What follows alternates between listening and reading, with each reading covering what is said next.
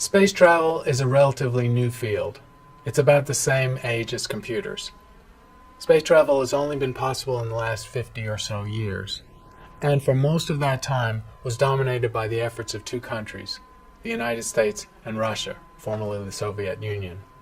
More recently, China has become a player in space, and it seems that the space activity is going to be opening up. Space travel is the reserve of the few. Only about 500 humans have ever experienced zero gravity in Earth orbit. That's 10 times smaller than the number that have stood on the top of Mount Everest. A dozen people have stood on another world, the Moon, and that was over 45 years ago. It's interesting to look at where we've been in space travel and where we might go.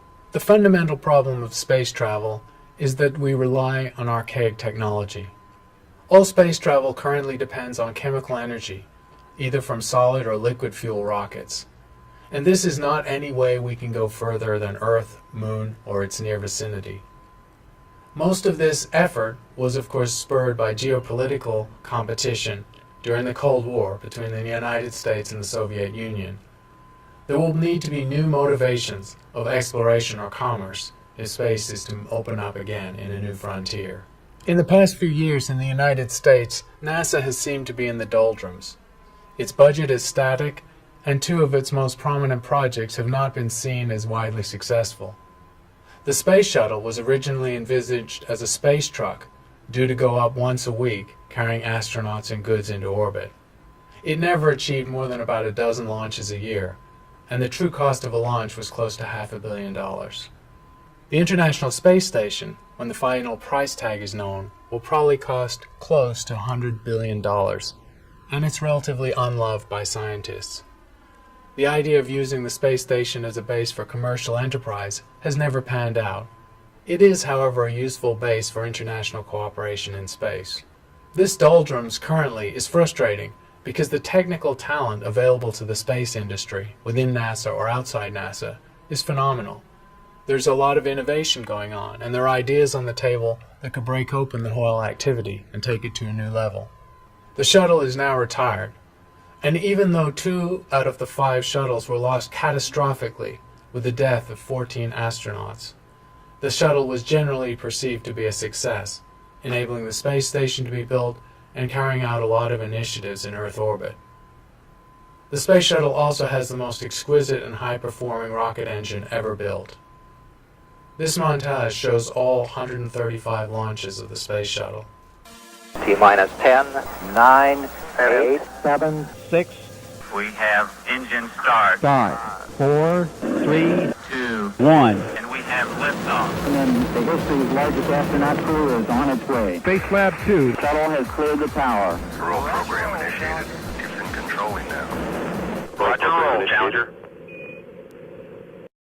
Americans return to space as Discovery clears the tower.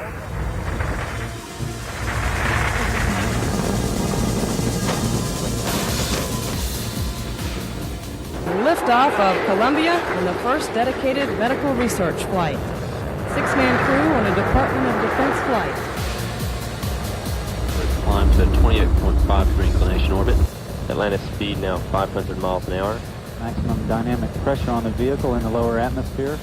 Heading engines at 100%. Well, the vehicle's rate of speed will virtually triple. Flight controllers standing by for burnout and jettison of the twin solid rockets. 3 main engines, second stage. Columbia Houston, performance nominal.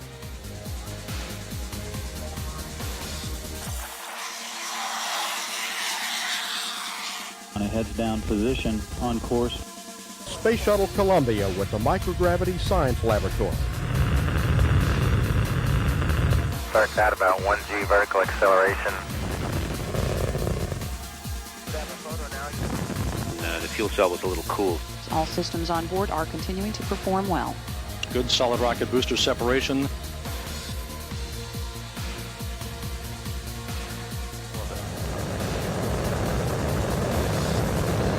Houston now controlling the flight of Columbia, the international research mission finally underway. And liftoff of Space Shuttle Discovery, beginning America's new journey. Atlantis begins its penultimate journey to shore up the International Space Station. Liftoff of Space Shuttle Atlantis, crest of its historic achievements in space. As high performance as it was, the Space Shuttle is based on that same archaic chemical fuel technology. To go further and faster, we'll need new technologies. T-minus 1 minute and counting. Sound suppression water system now armed.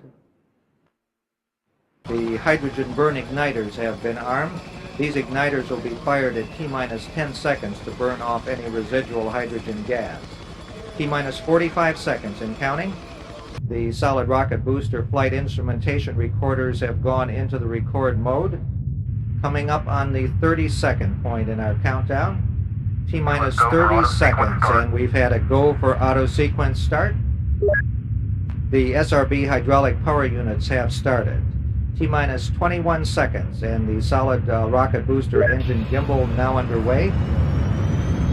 T-minus 10, 9, 8, 7, 6. We have main engine start. 4, 3, 2, 1, and liftoff. Roger, roll, Challenger.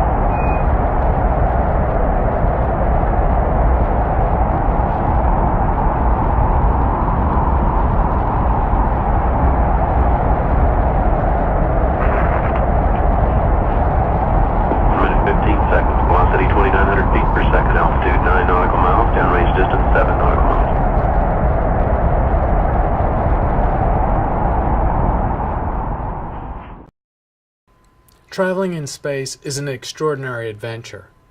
Only 500 people have experienced zero gravity that way. And yet a snapshot of the current situation seems that we're in the doldrums. Americans cannot launch an astronaut into Earth orbit, and that's likely to be true for several more years. We need to make innovations in rockets and propulsion technologies to do substantially better than we have in the past. But this activity is about to broaden out and no longer be the purview of just the United States and Russia.